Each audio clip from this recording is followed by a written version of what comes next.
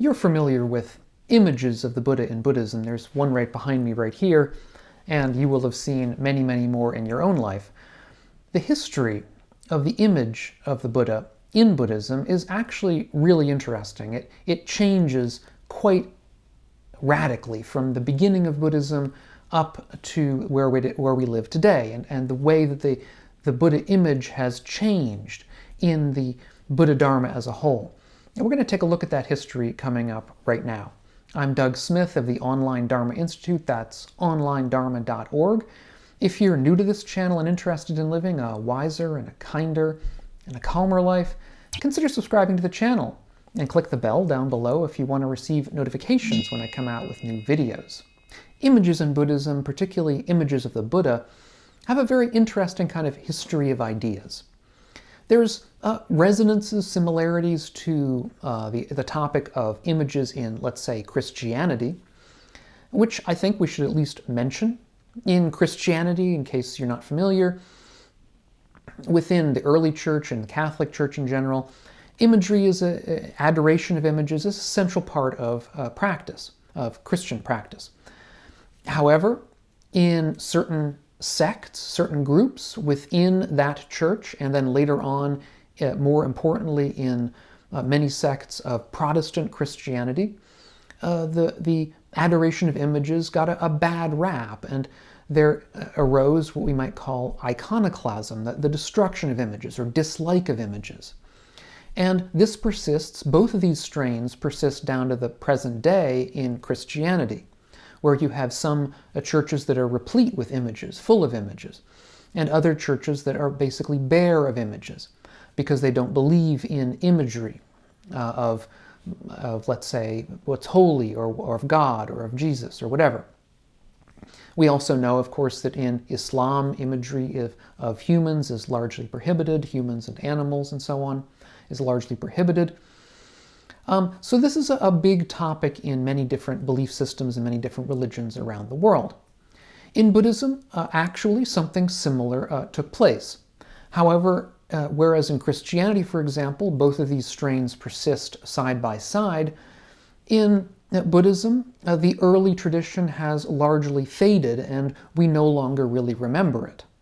In Buddhism, the historical move is from a position, an original position, of what we might call skepticism or even distaste for images of the Buddha, towards, in a later period, an acceptance, even a revolution, we might say, in imagery, to the extent of which, in the eyes of Christians and Muslims, Buddhism was almost the paramount religion of what they would term idolatry. So this shift took several centuries, and we'll discuss it in a little bit of detail here. In the early tradition, there was, as I say, a skepticism, a distaste for images. Indeed, in one of the early Vinayas, the Sarvastivada Vinaya in the Chinese recension, there was at least the appearance of a prohibition towards images. Now, the Vinaya are the group of texts that outline the monastic rules, or the monastic law, if you like. That is to say, the rules that monks and nuns would have to follow if they were going to be monastics within the Buddhist community. And so to that extent, the Vinaya is very important from a monastic point of view. And in this particular Vinaya, there is a prohibition for Buddha image, on the making of Buddha images. However, confusingly or interestingly enough, this prohibition only seems to exist in one particular redaction, one particular example of the Sarvastivada Vinaya. Another example of it, which is in a different language, in Kashmiri rather than Chinese, the prohibition doesn't exist. So whatever the prohibition was seems to have been relatively limited, either limited in space or limited in time. It's not clear, we just don't have the evidence. But in any event, if there was a prohibition, it seems not to have been taken particularly seriously, given all the evidence we have. Because, again, this is only Vinaya from one particular Buddhist school. There were many other Buddhist schools at the time, and none of them preserve any kind of prohibition that's similar. Nevertheless, what we do know is that in the centuries before the Common Era, that is, let's say the 400 years or so after the Buddha's lifetime, there were not images made of the Buddha himself. Instead, where you might expect to find an image of the Buddha on carvings and the like, what you would find instead would be, let's say, the Buddha's footprint or an empty throne, something like that, something to indicate the Buddha's presence, but without using his body. Now this, what's called aniconism, that is the sort of rejection of iconic depictions of the Buddha, this is has been something of a controversy in the last, say, century or so, last few decades, because scholars have been on both sides of this issue.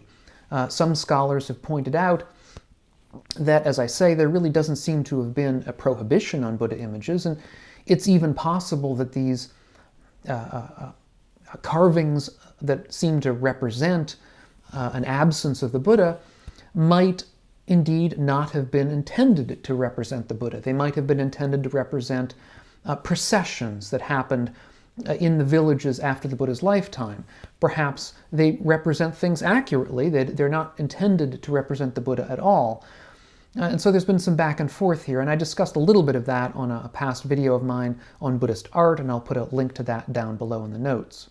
But the precise facts about prohibitions notwithstanding, there are reasons to believe that the early Buddhists would have been somewhat concerned about images of the Buddha after his passing. After all, the Buddha himself said that his status after his death was not something that we could contemplate. Indeed, the status of an enlightened being, of a Tathagata, after his death was said to be one of the unanswered questions. It was one of the questions the Buddha refused to answer. He refused to answer whether he would still exist, whether he would not exist, whether he would both exist and not exist, or whether he would neither exist nor not exist. It was one of these questions that was sort of beyond our ken. And so to that extent, we can imagine that people would have been somewhat concerned with representing the Buddha after his passing. And indeed, in the Buddha's last, the sutta that represents the last days and months of the Buddha's life, the Mahaparinibbana Sutta, in that sutta, the Buddha is represented as being concerned with the state of the Sangha and the state of the monastics, given that he was not going to be around to help anymore. So the Buddha took a certain amount of time to answer all the remaining questions that anybody might have had, to point out that monastics would have to be their own refuge and have the Dharma as their refuge because they were no longer going to have the Buddha around.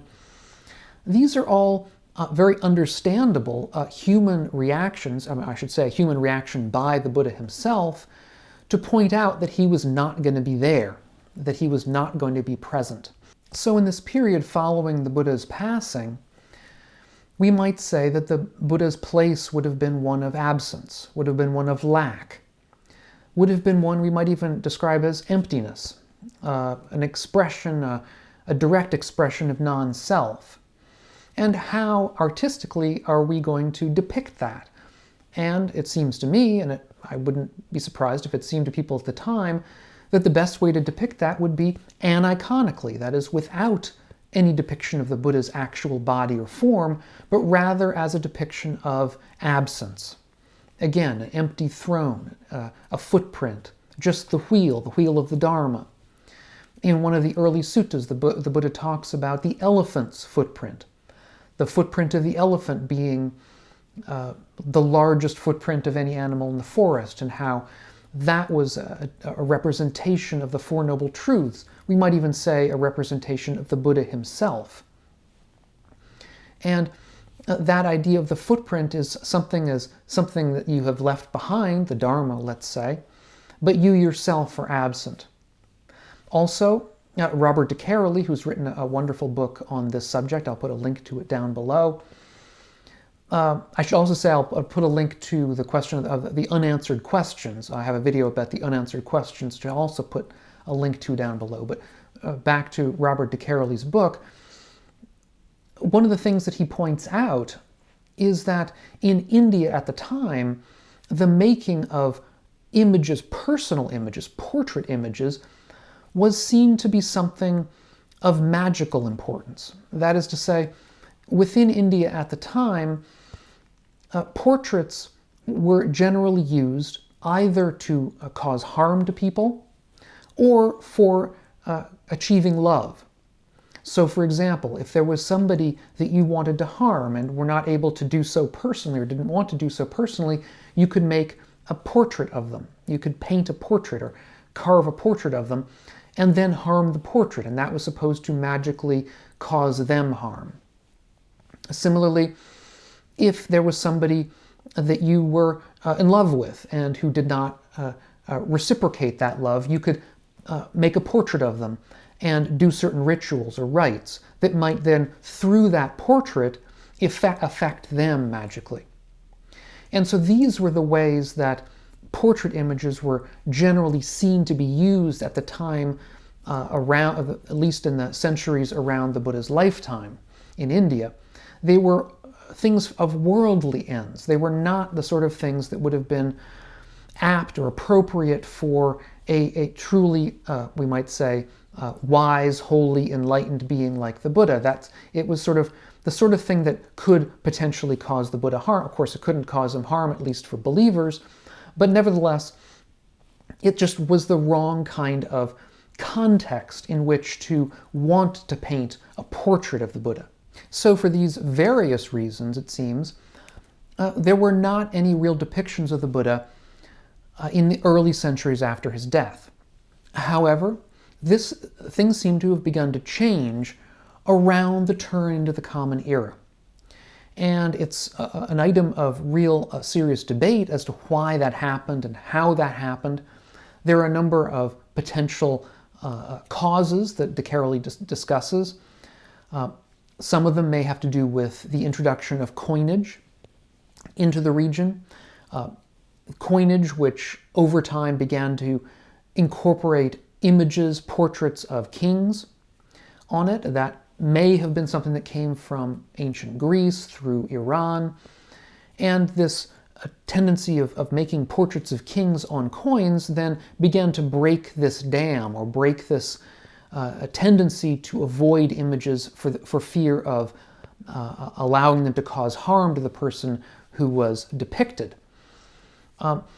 For whatever reason, however, this began to spread, and it began with images, again, of people at the highest tiers of society, kings, leaders, the sorts of people you would find depicted on coins, let's say, or on stelae, on large carved objects that would be put up for people to look at.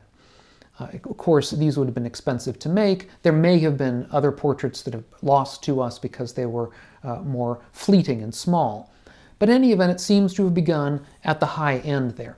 And once it had begun, once this had started with the making of portraits of kings, there was more and more pressure to make portraits of the Buddha. And indeed, people like the Buddha. The same kinds of issues went on in Jainism at the same time. The feeling being that, well, if you could make a portrait of the king, well, the Buddha was even more important than a king. Why couldn't you make a portrait of him? And people wanted portraits of the Buddha, let's say. But during this, what we might call intermediate period, there was, shall we say, tension on both sides. And the scholar Ju-Hyung has written a paper where he discusses how in this few centuries around the Common Era, the turn of the Common Era, the first few centuries, we should say, of the Common Era perhaps, were centuries in which there were attempts to find a loophole, to sort of thread the needle here. The question being, you don't want to make, how do you make a depiction of the Buddha without making a depiction of the Buddha? You're not supposed to make a depiction of the Buddha doesn't exist anymore. And yet, there's a lot of pressure to do so. So, since it's okay to make a depiction of somebody who is not a Buddha, well, let's make a depiction of Gautama before he became awakened. And so you begin in this early period, this intermediate period, to have pictures of the Buddha as a bodhisattva. Now, either it's a depiction of him during a period of his life before he was awakened, perhaps doing something that was not related to his awakening, but before, or it was just a depiction of him, but underneath was written that it was the bodhisattva that was being depicted, which implies that it was not the Buddha. The Buddha is somebody who was not allowed to be depicted or shouldn't be depicted. So this is a kind of period that extended for several centuries while people tried to essentially find a way to depict the Buddha without, shall we say, breaking rules or without doing something improper. After several centuries, this tendency only to depict the Bodhisattva and not to depict the Buddha was sort of overcome. It was eventually forgotten and became part of the past that we're only really recovering now. Now we can skip ahead several centuries to the arrival of Islam within India, within the context of Buddhism. And what we find is, and this is something that Johan Elverskog points out in his book, fascinating book about the interactions here, what we find is, of course, Islam did plunder a lot of Buddha images which were made out of precious metals, the way they would have plundered things from all the societies that they conquered, just as the Christians did and people from other religions would do. But they also, and this is often forgotten, they also did appreciate these images. And we have evidence of that even in the 9th century. So in the 9th century, when the Muslims did run across some images of Buddhas and Bodhisattvas and the like in India and in the surrounding area, they actually did appreciate them as artworks. They didn't only think of them as plunder or something to melt down. And here I think we may think of Islam as something that's entirely aniconic, that doesn't like icons at all, that will destroy them. But that is not always the case, and that's a severe oversimplification of the Islamic attitude, at least throughout history, to images. And so we find even that images were brought back to the Muslim heartland, and indeed there is evidence that images were even displayed within Mecca itself, Buddhist images, and appreciated as such. Meanwhile, of course, the Muslims also saw the interest that the Buddhists had in images as being forms of idolatry. And so Peter Harvey, the scholar of early Buddhism, has mentioned that the Islamic term for idol in India was Buddh, taken from the word for Buddha. And also a different scholar has mentioned that the term for idol in ancient Iran, in ancient Persia, was But, for the same reason. In other words, idolatry in Buddhism within the neighborhood of India was thought of as something particularly exemplified by Buddhists. But it's important to note that while Islam does have a general prohibition against making images, there have been periods, important periods in Islamic history in which Muslims did indeed make images. And so one of the apparent influences that Buddhism had upon Islam is in making images. And so we find in a particular period, 15th and 16th century, the Ilkhanid period in Afghanistan and Persia, was the making of images in what come down to us today, among other things, as Persian miniatures, or images, or miniatures that were made in Persia or surrounding area, including, up to and including, images of Muhammad himself. And so here is an example that I will show, a famous example, one of several.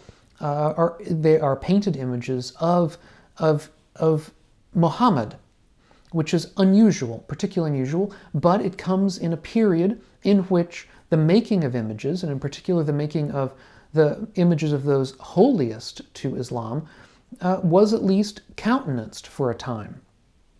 And it seems that this was partly due to the influence, or it may have been partly due to the influence of Buddhist art.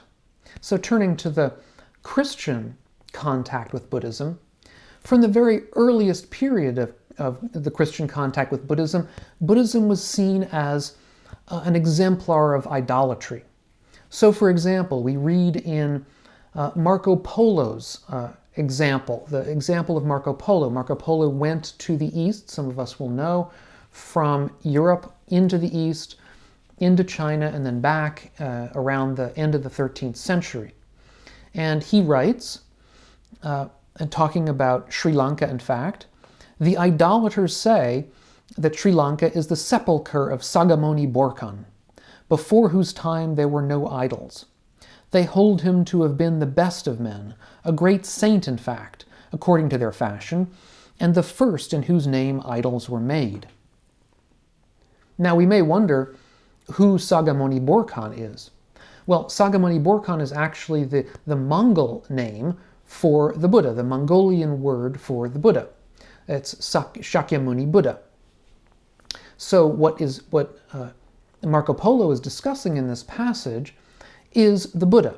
He's saying that the Buddha was buried in Sri Lanka, at least that's what the people had told him, and that before the Buddha there were no idols. That is to say, that the Buddha was the first person in whose name idols were made. Now, given that this is a Mongolian pronunciation of the Buddha's name, it's probable that Marco Polo learned about this from Mongolians probably at the court in China. There's no evidence that he went himself to Sri Lanka or anything. So he's learning this probably third or fourth hand, 10th hand. These are stories clearly that have been confused in the mists of time. But nevertheless, that is the kind of first picture that Christianity gets of Buddhism, that it's the sort of root of idolatry, if you like. And the scholar Donald Lopez has noted that Christian condemnations of Buddhism as a form of idolatry continued well on into the 19th century in Europe and the United States. And he cites one dictionary of religions by Daniel Defoe, which mentions 4 different types of religion. It mentions Christianity, Judaism, Islam, and paganism. And paganism is idolatry. So the first 3 are people who have heard about God. The Christians, it said, are the ones that accept God. The Jews and the Muslims are ones that reject God. And the pagans, on his telling, are people who've never heard about God. They're completely ignorant because they're idolaters. And in this group of idolaters, Daniel Defoe puts the Buddhists, because they're, for him, as for Marco Polo many centuries before, they are sort of examples of people who look to images. Now, of course, the Western idea of Buddhism began to change in the 19th century as more texts were translated and better translated, and Westerners began to understand more of what Buddhism actually said. But nevertheless, it seems like in a couple of millennia, in a few centuries, Buddhism went from being a largely aniconic tradition, even a tradition that perhaps in certain circumstances prohibited the making of images of the Buddha, into being a religion, a belief system that was looked upon by Christians and Muslims as not only being a form of idolatry, but as being the main form of idolatry, to the extent that in some Muslim circles the word Buddha became synonymous with idol, and in some Christian circles, such as that of Marco Polo, the Buddha was seen as the fount of idolatry, the beginning of idolatry. So these are ways in which history changes, and we have to be very careful about univocal kinds of, or one-voiced kinds of depictions of history. the idea that Buddhism is only one sort of thing or only something different sort of thing, these tend to way oversimplify. And if we look at history, we'll see changes, revolutions, differences of opinion. Indeed, even something as basic as the image of the Buddha himself seems to have changed. The idea of what the Buddha looked like seems to have changed pretty radically from early Buddhism into the beginnings of when the Buddha began to be depicted. And those early depictions then became ossified and continue largely unchanged with some regional differences up to the present day. And I discussed that also in an earlier video on whether the Buddha was bald. I'll put a link to that earlier video up on the screen. Check it out. If you love these videos, if you're getting something out of them, please join my patrons over on Patreon. I'd love to have you. Thanks so much for watching, and we'll catch you all on the next video.